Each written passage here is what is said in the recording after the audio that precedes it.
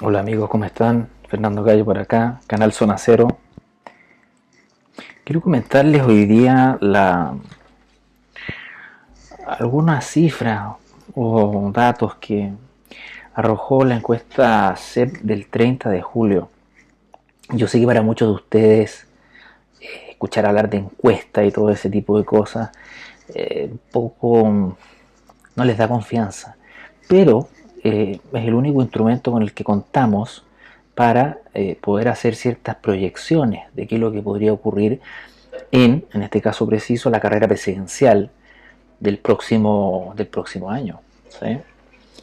Esta encuesta CEP es una de las que está mejor rankeada, si usted quiere, por el margen de error que tiene, por la cantidad de personas a las que se entrevista, tiene un panel, etcétera, ¿no? Y por lo tanto es una encuesta bastante creíble, pero repito, es una fotografía y es bueno más o menos tener en consideración los números, porque a veces uno puede tener un anhelo, pero los números indican lo contrario, ¿sí? Por lo tanto, es importante que esto podamos clarificarlo de alguna forma. Dentro de las figuras destacadas aparecen, bueno, Evelyn Matei, en segundo lugar, Michelle Bachelet, y en tercer lugar, un personaje que no había aparecido en las encuestas, digamos, había aparecido pero marginalmente, que es el alcalde de Maipú, ¿sí? Don Tomás Bodanovich aparece. En el caso de Evelyn Matei sigue conservando su imagen positiva y tiene un 47% de imagen positiva, ¿ya? Y una imagen negativa de un 25%. Esto dice relación solamente con percepción del candidato, ¿ya? Aquí no se está preguntando ni se está señalando una tendencia de voto ni por quién votaría usted, no, solamente una tendencia positiva, una cierta simpatía, que son ciertas impresiones que las personas, el votante, tiene respecto de alguna candidatura, ¿sí? Por lo tanto, tiene 47% de una imagen positiva y negativa un 25%. Y fíjense que Madame Bachelet, por su parte, tiene un 45% de imagen positiva versus un 47% de la Evelyn Matei y de imagen negativa tiene un 24%, o sea, tiene un punto menos de imagen negativa, ¿sí? Por lo tanto, ahí se equipara, ¿sí? Michelle Bachelet, si viene ya negado, iba a negar hasta el final, digamos que quiere ser candidata, pero como están las cosas, pero ya vamos a mostrar un dato que hay que ponerle atención, que puede salir un candidato de ahí de ese pacto pro dignidad que puede dar la sorpresa. Ojo con eso. Y Bodanovich tiene un 40% de imagen positiva versus un 23% de imagen negativa. Números que no están nada mal para un alcalde que está recién debutando, ¿sí?, en estas lides políticas. Eh, por lo tanto, habría que observarlo con cautela a Bodanovich, ¿sí? Por otra parte, el Frente Amplio parece que lo está potenciando en sus puntos de prensa. Volvió a pedir a los militares ahora a propósito de todo el problema que hubo con los cortes de luz, ¿cierto? Que afectaron muy fuertemente, bueno, a toda la región metropolitana y regiones también, pero fuertemente también a Maipú, ¿sí? Por lo tanto, él ya nuevamente está trabajando con los militares y eso da ciertas señales, ¿eh? Hay que estar atento a eso. Si hacemos un zoom a las fortalezas y debilidades, bueno, José Antonio Cast aparece acá, dentro de la figura de de la derecha o centro derecha. En el segmento de las mujeres, por ejemplo, Evelyn Matei tiene un apoyo de un 54%, ¿sí?, versus hombres que votarían un 41% por Evelyn Matei. Le darían más apoyo, ¿cierto?, las mujeres que los hombres, 57 a Evelyn Matei versus un 41. Pero José Antonio Cast, perdón, aquí se desploma, porque efectivamente el voto femenino cae a menos de la mitad de lo que apoyaría a la Evelyn Matei. José Antonio Kast, perdón, tiene un 25% de apoyo de las mujeres y un 21% de apoyo de los hombres. Eso me llamó la atención en esta encuesta acá de CEP del 30 de julio. Me llamó la atención porque uno tiende a pensar, si revisa las encuestas anteriores, que José Antonio Kast era más votado por hombres que por mujeres. Las mujeres le tienen cierta distancia a José Antonio Kast por el hecho de su postura contra el aborto. Recuerdan cuando se presentó a la elección presidencial, quería eliminar el Ministerio de la Mujer, cosa que tampoco gustó mucho. Por lo tanto, bueno, ahora tiene, parece, un 25% de apoyo, cosa que es muy, muy baja, ¿sí? y un 21% de apoyo de los hombres. El segmento etario, ¿cierto? Esto significa por la edad de las personas. Matei tiene un 57% de apoyo o de aprobación positiva de personas que van de 60 años hacia arriba, ¿sí? Mientras que en los jóvenes entre 18 y 29 años Evelyn Matei se desploma, tiene apenas un 32%, ¿sí? Que es bajo. Pero escuchen los números que tiene Kast. Kast tiene un apoyo de un 27% en jóvenes o personas, adultos jóvenes entre 30 y 44 años, 27%, y tiene en las personas jóvenes, o sea de 18 a 29, un escuálido 16%. Con eso no puede ganar una elección, pues, José Antonio, quedando tan poco para la medición final, pues el día D. Te queda muy poco, José Antonio. Por lo tanto, yo ahí no sé qué es lo que va a hacer con el voto obligatorio, sobre todo. Si bien es cierto, el voto obligatorio va a empujar al migrante, ¿no? y a la gente a la político, que en general está menos movilizado, que es el voto más conservador o más de derecha, podría favorecerlo, pero los números, eso también va a favorecer a la Evelyn Matei. Por lo tanto, acá yo le veo prácticamente ni una chance, ¿no? Ambos representan a sectores conservadores, obviamente con mayor énfasis José Antonio Kast que Evelyn Matei, y también valores como orden, seguridad, ¿cierto? Y claro, aquí uno se pregunta, bueno, los jóvenes, ¿qué es lo que están buscando? Y cuando uno escarba un poco en estos datos, en estas cifras, en realidad la gente más joven tiene menos temor, le preocupan otro tipo de cosas. Por ejemplo, el funcionamiento de la economía le preocupa más que el tema de la seguridad, a diferencia de la gente que tiene más edad, que tiende a estar más, ¿cómo decirlo?, un poco más mentalmente, se sienten más frágiles, cosa que es normal de pensar, ¿sí?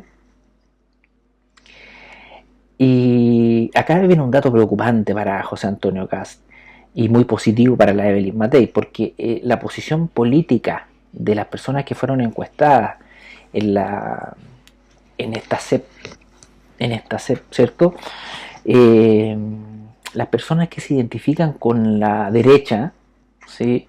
Un 80% de ese segmento de personas que se identifican con la derecha estarían apoyando a Evelyn Matei, ¿sí? Versus en el caso de José Antonio Kast, un 55% lo apoyaría a él.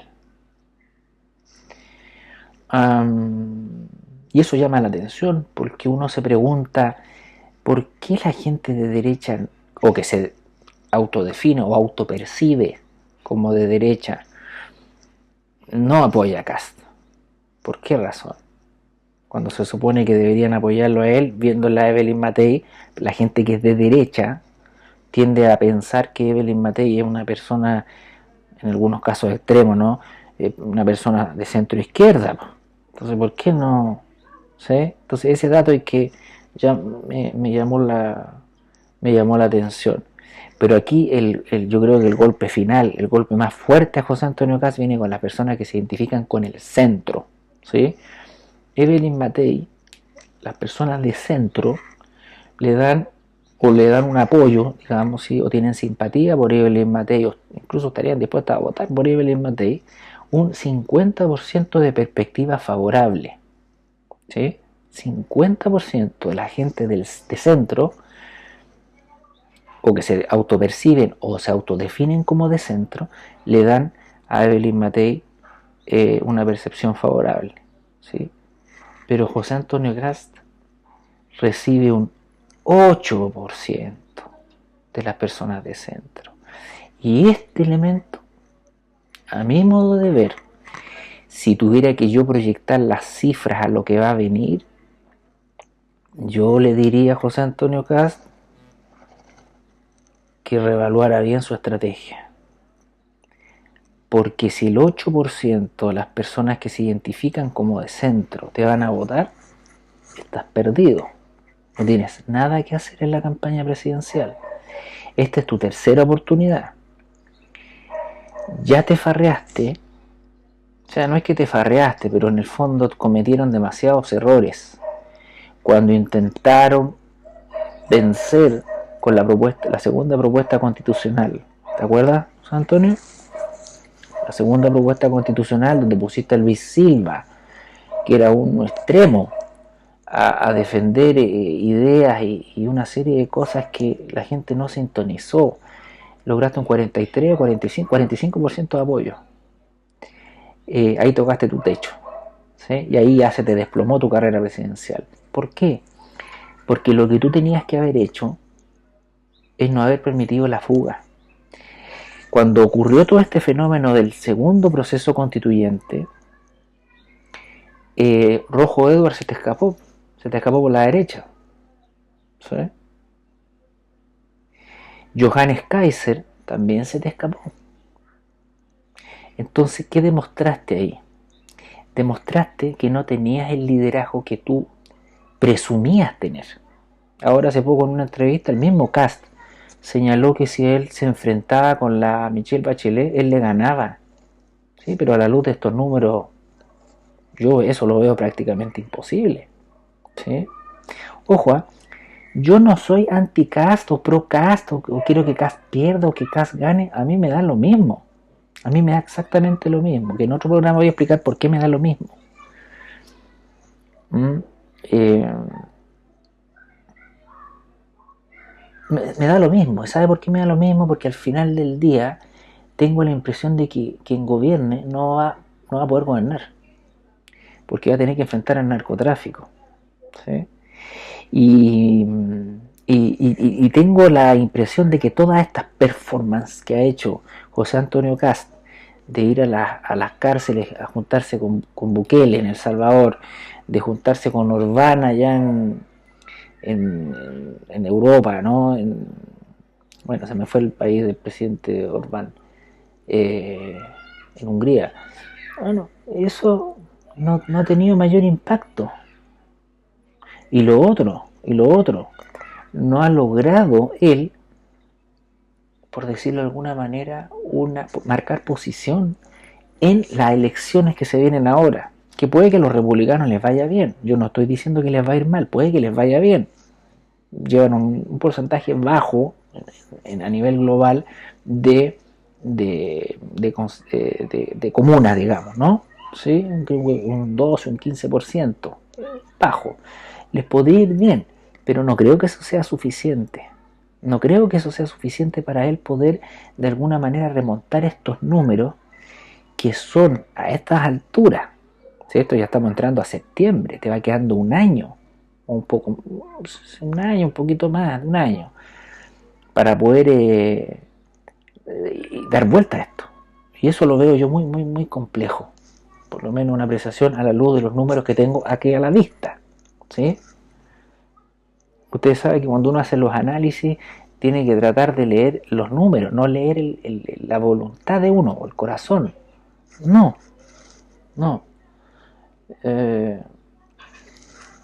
Y claro, acá viene la sorpresa.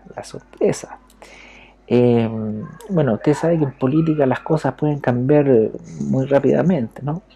Y aquí me llamó mucho la atención el nivel de aprobación que tiene la ministra Janet Jara, que es una mujer del Partido Comunista, es la ministra del Trabajo, y ella fue candidata en una ocasión por la alcaldía de Conchalí, quedó en segundo lugar después de René de la Vega, que es el actual alcalde de esa comuna, venciendo a gente de la democracia cristiana, del PS, ¿eh?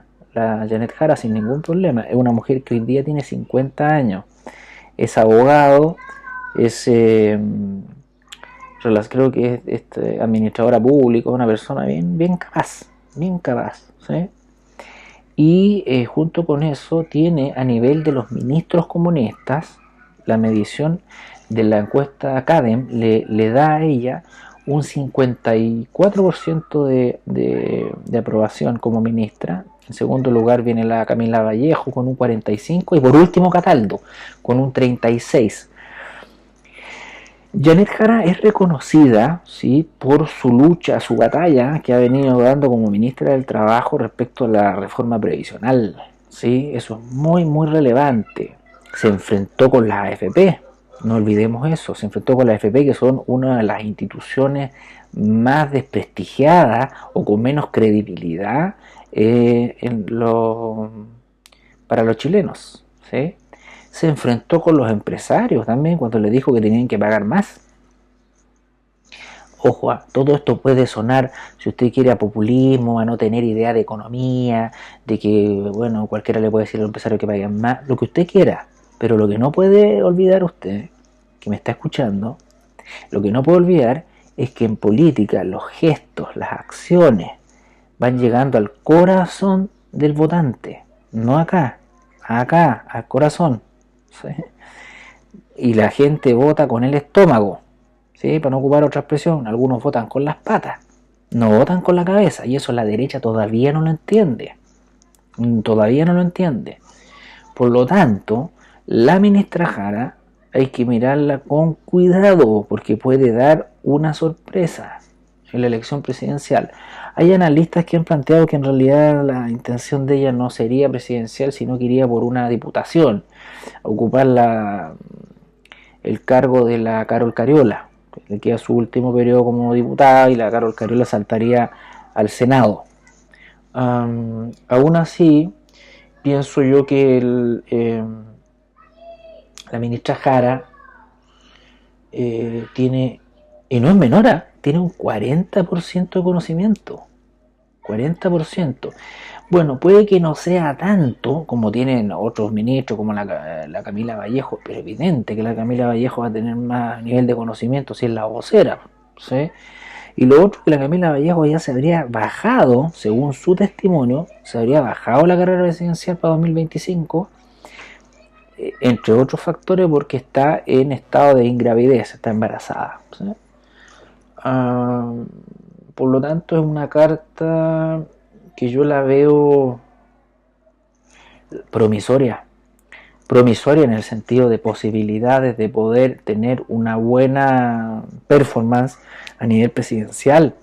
No olvidemos que ella también mandó a guardar silencio a los ministros, sobre todo al ministro Montes, ¿cierto? Cuando Montes en Radio Duna, consultado respecto a lo que estaba ocurriendo en Venezuela, señaló que no entendía la posición del Partido Comunista, porque es una posición muy incómoda para la izquierda y para la centroizquierda. La ministra Jara dijo que es mejor que los ministros se dediquen a hacer su pega y guardar silencio, ¿sí? Entonces, una mujer que tiene su carácter, ¿eh? No es una persona, digámoslo así, si bien a lo mejor no es muy carismática, pero a veces el carisma no lo es todo. No olvidemos el presidente Frei, persona menos carismática, tenía más carisma una almeja al lado de él, pero Frei, con el apellido, ¿sí?, venía con el viento ahí de la Concertación, logró gobernar el país, ¿sí? Pero claro, efectivamente hay otros analistas que a la ministra Jara le ven como el pecado original, precisamente ser comunista. Y eso podría de alguna manera cerrarle espacio, ¿no?, a sus pretensiones presidenciales. Aún así, yo personalmente tendería a mirarla con mucho cuidado. Puede ser una carta muy buena, ¿sí? Es una mujer que es muy controlada, ¿sí? A veces da la impresión que se maquillara con estuco, porque no... Bueno, en realidad los comunistas son así, como que da la impresión de como que no se les mueve un músculo. Y puede ser ella una sorpresa. Lo mismo el caso de don Tomás Bodanovich en Maipú. También él podría dar una sorpresa. Tiene 40 puntos de aprobación positiva, no es menor, tiene una baja, digámoslo así, tiene un 23% de una visión negativa. Bueno, tampoco es tan poco, digamos, 23%, pero en el caso de José Antonio Cast, yo le veo prácticamente nula posibilidad de poder ser presidente de este país. Es que tiene muy alta tasa de rechazo, y eso es lo que carcome la candidatura de un candidato, tener una tasa de rechazo tan alta, ¿no? Así que bueno, estos son los números que nos entrega la encuesta CEP del 30 de julio, que es como digo, una fotografía, bueno, muy por debajo de todo esto está Johannes Kaiser, muy por debajo, está con un 3%. Por lo tanto son Franco Parisi con 2, Meo con 1. Puede que se transformen en esos tres en particular, en candidaturas testimoniales, ¿sí? Pero uno nunca sabe, sobre todo el caso de Johannes Kaiser, porque si bien a mí me cae bien, yo me cae simpático todo, pero hay una serie de elementos que podrían torpedear su candidatura, ¿sí? Porque está como independiente, ¿no? Entonces eso también le podría jugar un poco en contra. Pero en este caso, para ir cerrando, yo diría que la Evelyn Matei es la mejor expectada, tiene posibilidades reales de ser presidente de la República, y yo no soy el único que lo ha dicho, ¿eh? O sea, si la encuesta fuera en el próximo domingo, ya gana, ¿no? sin ningún problema. Pero usted sabe que en política a veces una semana, un día puede ser una eternidad, se puede dar vuelta la tortilla, y ahí no se sabe quién podría ganar. Eso sería, pues amigos, por hoy. Espero la próxima semana venir con otro tema interesante de contingencia. Y nada, comenten, suscríbanse, den like, y nada, que tengan un buen inicio de semana. Chao.